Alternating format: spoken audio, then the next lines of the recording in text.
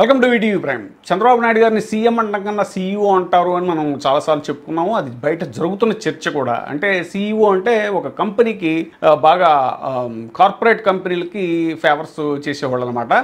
So అలాగే ఆయన కంపెనీలు పరిశ్రమలకి ఎంత శాయశక్తులు చేయడానికి ప్రయత్నిస్తారు, దానికి ప్రజల్ని పణంగా పెడతారు అనేటువంటి చర్చ ఎప్పటి నుంచో ఉన్నదే.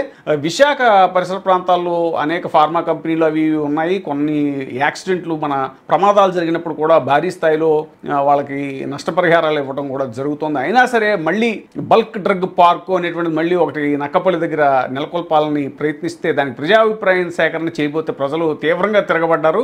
ఆ క్రమంలో తెలుగుదేశం పార్టీ వాళ్ళు కొంతమంది ప్రజలకి నచ్చజెప్పాలని చూస్తే బల్క్ డ్రగ్ పార్క్ని వాళ్ళు సమర్థిస్తూ మాట్లాడితే వాళ్ళను కూడా ప్రజలు వాళ్ళ మీద కూడా తిరగబడ్డారు. అలాగే హోంమంత్రి అనిత ఫ్లెక్సీని కూడా కాళ్ళ కింద పడేసి తొక్కి నానా రభస చేశారు. ఎందుకంటే మరి పాపం వాళ్ళ జీవితాలతో చెలగాటం ఆడుతుంది ప్రభుత్వం అనేటువంటిది వాళ్ళు ఫీల్ అయ్యారు. ఎందుకంటే అక్కడ తరచూ అక్కడ కంపెనీల్లో ఫ్యాక్టరీల్లో జరుగుతున్నటువంటి ప్రమాదాలు తెలిసి కూడా ఇంకా కంపెనీలకే ఫేవర్ చేసేలా గవర్నమెంట్ వ్యవహరించడం ఏంటి అనేటువంటిది కూడా రాజకీయ పరిశీలకులు, విశ్లేషకులు జరుగుతున్న చర్చ.